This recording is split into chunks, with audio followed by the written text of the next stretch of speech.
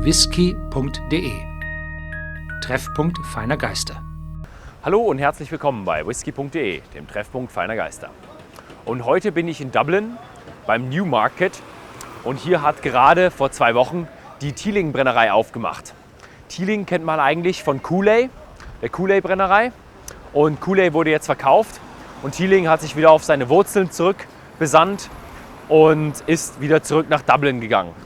Und hier an diesem Free Market waren früher die ganzen Brennereien und auch Bierbrauer, und hier wurde dann das ganze Getreide der Bauern verkauft und in Whisky und Bier verwandelt. Und jetzt schauen wir einfach mal, wie denn die Brennerei nach 1,5 Wochen Produktion schon aufgebaut ist.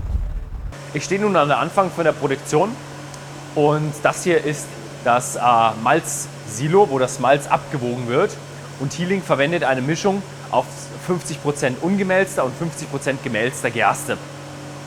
Das hat den Vorteil, dass die gemälzte Gerste die Enzyme enthält, die dann aus dem gesamten Mischung die Stärke in Zucker umwandeln kann, der dann später vergoren wird.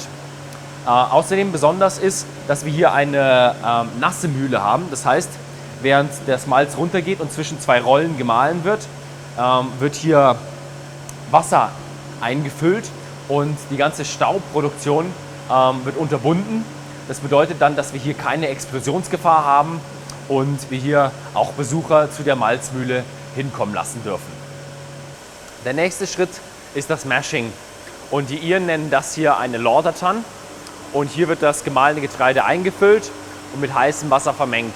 Bei 64 bis 67 Grad wird das Ganze dann für 1,5 Stunden vermengt und der Brei entsteht, und nachdem dann all der Zucker rausgelöst wird, steht das Ganze dann noch für ungefähr 2 Stunden, wo dann die Enzyme daran arbeiten, die Stärke in Zucker umzuwandeln, und all die schweren Teile fallen zu Boden und das Zuckergemenge wird abgepumpt in die Fermentierkessel, und der Rest, der übrig bleibt, wird als Zierfutter an die umliegenden Farmer verkauft.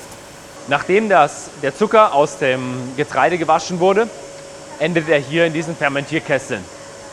Das hinter mir sind 2 hölzerne Fermentierkessel, sehr traditionell gehalten, 15.000 Liter Volumen, und in diesem Zypressenholz bildet sich eine gewisse Bakterienkultur, die dann mit dem Bier interagiert und so ein sehr traditionelles Bier für die Destillation macht. Dahinter haben wir 4 Fermentierkessel mit 30.000 Liter Inhalt, die außerdem ein Kühlungssystem haben und rostfreien Stahl sind. Da wird der Großteil der Produktion hergestellt, was absolut frei von irgendwelchen Einflüssen von außen ist und einfach sehr rein ist. Die Hefe ist eine Trockenhefe und produziert in 2 Tagen ein 8% starkes Bier, das dann fertig ist für die Destillation. Wir kommen nun zur Destillation. Und die Teeling Brennerei ist hier sehr besonders, denn sie ist eine der wenigen Brennereien auf der Welt, die eine Dreifachdestillation noch machen. Und das hier neben mir ist die erste Washstill. Und wie man sehen kann, ist es eine sehr ungewöhnliche Form an Brennblasen. Es liegt daran, dass wir sehr wenig Brennblasen haben im Irland, die noch nach diesem irischen Stil gemacht worden sind. Und das ist jetzt eine irische Brennblase, die wurde sonderangefertigt in Italien, weil keiner der anderen normalen Hersteller diese Art von Form haben wollte. Aber das ist jetzt wirklich das, was wir von den alten irischen Brennblasen kennen, und die ist besonders fett unten und geht dann so zu und relativ flach. Das ist die traditionelle irische Form, wie man eine Brennblase auslegt. Diese Washstill hat jetzt ein Fassungsvolumen von 15.000 Litern, wird mit 96 Grad befeuert und produziert dann einen Low Wines von 25% Alkohol. Und was man hier auch noch sehen kann, ist, die ist besonders dunkel, und das liegt daran, dass sie eben so heiß befeuert wird.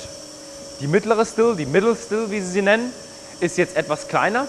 Die hat nur noch 10.000 Liter, wird mit 91 Grad befeuert, und aus ihr kommt ein Alkoholgehalt von 55% Alkohol raus, was dann die Zwischenstufe darstellt.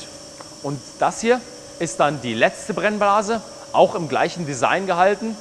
Sie wird nur mit 80 Grad befeuert, hat dann ein Volumen von 9.000 Litern und Wenn der Destillat dann fertig ist, hat der Rohbrand zwischen 70 und 80% Alkohol, was dann ins Fass abgefüllt wird. Nach der Destillation kommt natürlich die Fasslagerung. Hier im Stadtzentrum von Dublin darf kein Whisky gelagert werden, weil es hier Brandgefahr gibt. Da gab es früher mal einen großen Brand, wo Whiskyfässer gebrannt haben und die Lagerhäuser gebrannt haben, Whiskyfässer geplatzt sind und der Whisky in großen Flüssen durch die Straßen brennend gelaufen ist und es eine riesige Katastrophe gab. Deswegen wurde ein Gesetz erlassen und in Dublin darf kein Whisky mehr gelagert werden. Also sind die Lagerhäuser nördlich von Dublin und da wird dann werden die Fässer gelagert. Die Fässer werden auch nicht so gelagert, wie wir sie hier so sehen, sondern die Fässer werden in der stehenden Position auf Paletten gelagert. Und da sehen wir dann, wir brauchen natürlich oben einen Stöpsel, der wird nachträglich reingebohrt. Das ist jetzt ein Fass, habe ich gerade gelesen, das kommt aus der Brown-Forman Cooperage und kommt aus Jack Daniels, also eins der amerikanischen Fässer. Egal, ob das jetzt ein Tennessee Whisky ist, die nennen es ein Bourbon Barrel. So, und die verschiedenen Whiskys werden auf verschiedene Arten und Weisen gelagert. Zum Beispiel haben wir bei den Small Batches, wird der für 5 bis 6 Jahre in Bourbon Barrels gelagert und dann nachgereift in Rumfässern. Dann haben wir noch den Single Grain, der wird in kalifornischen Rotweinfässern gelagert. Und dann haben wir am Ende noch den Single Malt, der wird in normalen Bourbon Barrels wieder gelagert und dann in 5 verschiedenen Fässern nachgereift. Und das ist dann eine Mischung aus verschiedenen Starkweinen wie Madeira, Sherry und verschiedenen normalen Weinen. Den Teeling Whisky, den man jetzt noch auf dem Markt bekommt, in 2015, das ist immer noch ein Brand aus der Brennerei, aber in den Lagerhäusern von Teeling gereift. Also den Teeling-Geschmack aus den Fässern bekommt man in dem Teeling Whisky jetzt und in 6 Jahren bekommt man dann einen Whisky, der auch in der Teeling Brennerei gebrannt wurde. Der New Make Spirit wird nicht in Dublin gelagert, sondern hier in diesen Lagerhäusern in Green Ore. Das ist so ein kleines Städtchen an der Küste und da kommt dann ein Tanklastzug an und da werden dann die Fässer befüllt und zu 90% sind diese Fässer alles benutzte Bourbonfässer und die stehen dann hier auf so Paletten, 6 Stück und werden dann stehend gelagert in 6 Etagen und da entsteht dann der Whisky raus. Um dem Ganzen dann noch so ein bisschen Fruchtigkeit und ein bisschen mehr Komplexität zu geben, werden dann manche von den Abfüllungen auch noch in diesen Sherry Butts gelagert. Das sind dann 600 Liter Fässer, riesengroß und die hatten vorher irgendwelche Weine oder Sherry oder Madeira drin. Und das gibt dem Whisky dann nochmal so den richtigen Touch, um dann einen Sherry-Finish oder eben ein anderes Finish zu bekommen. Ja, wir sind fertig mit der Produktion und jetzt gibt es noch ein kleines Tasting. So I'm standing here with Boris. He is the distiller here. He is 1 year in the company. You've been in the whiskey business since you were 16. Yeah, and studied brewing and chemistry, so you have a lot of experience. So thank you for having us here. Yeah. Let's find out what Teeling whiskey is all about. Okay, so what we have here, guys, is our Trinity, our portfolio, and the first whiskey I'm going to talk about today is our Teeling small batch blend, which is this one here. So this is a blended whiskey in a very traditional manner, and it has 2 components, which are malt whiskey and grain whiskey, which are basically blended together or married together in a rum cask for about 6 to 8 months. So this is a very unique expression of Irish whiskey, and we've all been very big fans of rum, and we searched out some very good rum casks, South American rum casks, to carry out this unique blending and marrying technique. So when we take our grain component and malt component, marry them together in a rum cask for around 6 to 8 months, it develops an extra layer of sweetness and complexity to the whiskey. So it probably adds extra layer of raisiny, vanilla sweetness there. So if you'd like to... Why is it called a small batch? Small batch. That's just, it's basically unique name for the bottling itself and to create it. Is it produced in batches that you... Yeah, exactly. So if I buy this and next year I buy it, will it taste differently? Perhaps there could be some variations, in different batches, because the whiskey may react differently in each maturation, in each cycle. So that's why small batch is a very unique name for this particular product, because every batch may be slightly unique, slightly different. Okay, so what kind of year or vintage? Or which one is it? Middle one? Yeah, so it's our small batch. Yeah, so it's this one here. Okay. Yeah. So what kind of years are we looking at? So we're looking at 6-year-old grain. It's 4-year-old grain and 6-year-old malt, and it's bottled at 46%. And the bottling at 46% removes the need for chill filtration, so it doesn't have to be chill filtered. Sometimes when whiskey is bottled at 40%, you will have to do chill filtration, and chill filtration will remove a lot of the mouthfeel from the whiskey.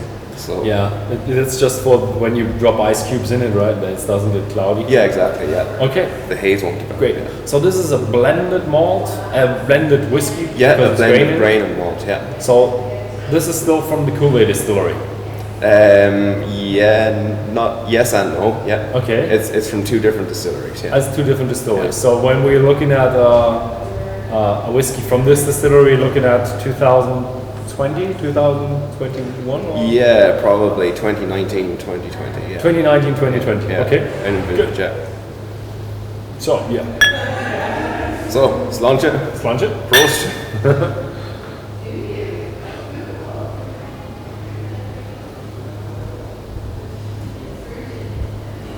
So on the nose, you should get sweet. You get sweetness, yeah. Yeah. But you also detect the rum. I get the rum, yeah.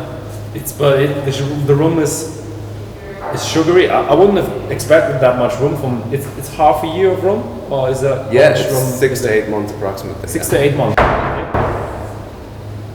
Okay, good. Smells nice.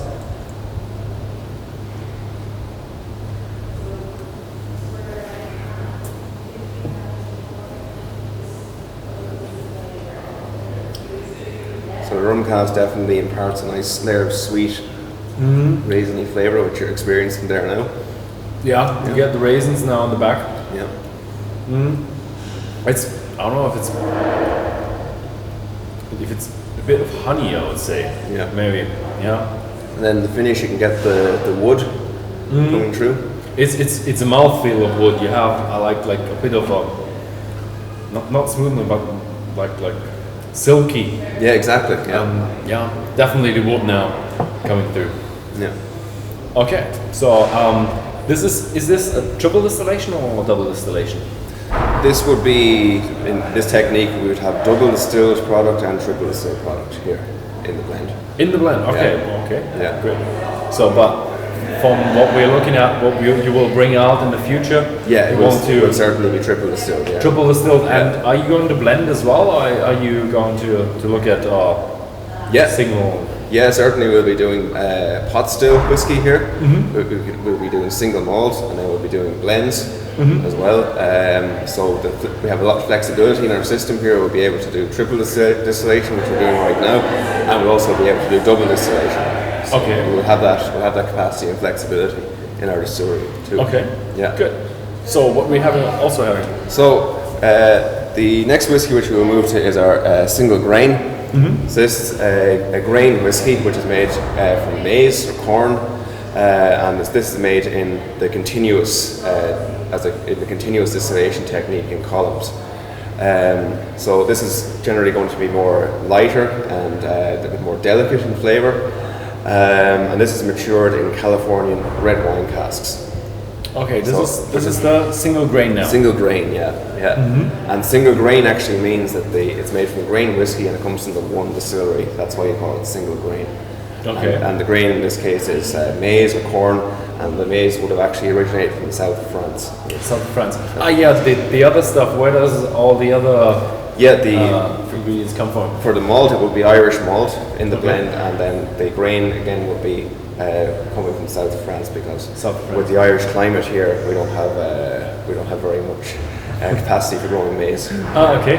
Yeah. So for the the ingredients you use right now in the distillery that comes out in 6 years, where we... Yeah, that's all that malt, and the barley is coming from Ireland. So, so you're an all-Irish distillery? Yeah, all-Irish distillery. All-Irish distillery, yeah, that's nice to know. Yeah. You have an all-Irish distillery. Absolutely. Yeah, I really love the color of your whiskey. Yeah, so that's coming from the red wine casks, so it's giving it a very good finish here. So it's approximately 6 years old.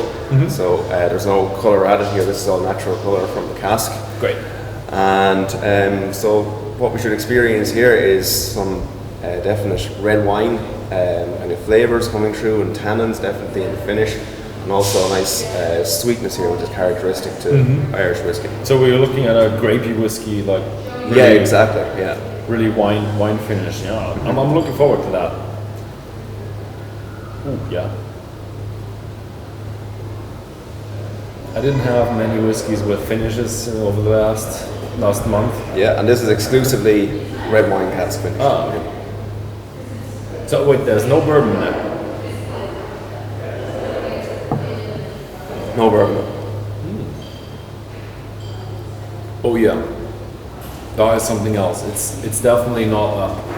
You can feel that it's not a sherry cask; it's a wine cask. Yeah. It's not as sweet as all the other whiskies I've tried with the casks, but it's a fruitiness. But you also have a dryness. Is that wine? Is that a dry wine, or do you know? It's definitely the dry, say, tannins kind of effect, flavonoids from the cask. You feel that. It's almost like a hint of wine in there. Yeah. It's strange, but from the wine you don't have that much kick in the alcohol, so it doesn't transport so much complexity. And again, in terms of the alcohol, we're bottling again at 46%. And this removes the need for the chill filtration, so it's better mouthfeel and fuller flavour from bottling at the slightly higher alcohol percent. I like 46% because it's not as the cask strength where you have to watch out and watch out with your breathing that you don't get burned with the alcohol. Yeah. But it's not as light as the 40%. 40% is a bit light for me, so that transports more flavors. Yeah, definitely. So you definitely notice the mouthfeel in a 46% ABV versus a 40% ABV. Yeah, there's definitely more flavour there. So you've been working for 1 year in the company, and you started this distillery now from ground up. Yeah. That must be one of the most exciting times for a master distiller, right? Yeah, exactly. Yeah, because it's all brand new equipment, and you have to get the equipment running, and you don't know how is the taste coming out. How was the setting up for you? Yeah, the setting up was just an incredible experience to experience the whole distillery being built from the bottom up, and seeing all the equipment arrive in. So the washbacks coming from Scotland, and the stills coming from Italy. All of these things over the last few months, over the timeline, it's been incredible to be part of it. And, very proud and very happy to be part of it. And how were the first runs? Because I don't believe you if you say you're switching on and there's perfect spirit coming out. It was very exciting, but it was also a stressful time when we began to commission, say, for example, the brew house and the mill, because things were going wrong and things were not running as they're supposed to have. So there was a bit of shouting and there was a bit of stress. And, and the same with the stills as well. And but if it would be easy, everybody would do it. Yeah, exactly. Yeah. That was the challenge which was presented. So are you already running in the smooth direction, or are you still? Yeah, we're as we say in Ireland, we're getting there. You're getting there. We're getting there. Yeah. So we have some little details already to iron out, but I think we're about 99%. So the process is running smoothly, and are you happy with the finished product, or are you still trying to adjust a bit? Yeah, we're so far we are very happy with the finished product. It's our new make spirit is coming off distilled at approximately 82% ABV, triple distilled, 3 times distilled spirit, and it is quite a fruity spirit already. So you can taste forest fruits in there. So it's we're very happy with it. Good. Yeah. Very nice. Nice to hear that. Yeah. Okay. So the third whiskey then here in our portfolio is the single malt, and this is the newest expression in the portfolio, which we bottled first last October 2014, And this is what we call a blended malt or a vatted malt. So there are several different years of malts in here, and also with 5 different wine cask finishes. The oldest of which goes back to 1991, so this will be 23 to 24 years old. And then we also have 2006 and 2008 malt in here. So those are the years. So it's 1991 all the way up to 2008. 2008 would be 7 years ago. Yeah, exactly. Yeah. Do you carry an age statement? No, it's not an age statement. Yeah. Not an age statement. Yeah, But you would be able to write 7 years old on it? Like 7 years old. Yeah. Okay. Yeah. Great. Yeah, so we have, as I mentioned, 5 different wine casks, and these are sherry, port, Madeira, white Burgundy, and Cabernet Sauvignon. So this is basically a single malt which is bursting with flavour and bursting with tropical fruit flavour. So the sherry cask here imparts some very, very good flavours. Vanilla, kind of toffee flavours here, which you will definitely get in the nose and throughout the finish. And yeah, again, we're bottling here at 46%, so no chill filtration. Yeah, so if you'd like to, you can nose this.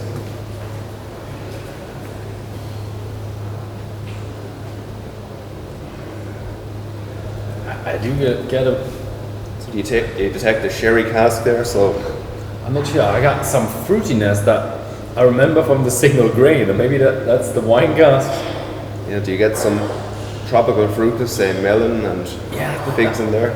Vanilla? The vanilla is not as strong, but it's definitely there. Tropical fruits is pretty hits it pretty good. Well, yeah. It's, what is it? Is that some kind of mango, but very ripe mango, I'd say. Yeah.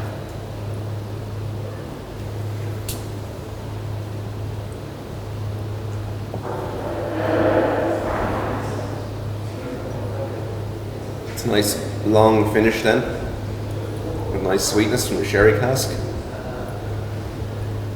It has sweetness and has that fruitiness, more of a tropical fruitiness, but yeah, exactly. It's not as fruity and grapey as you have from the other.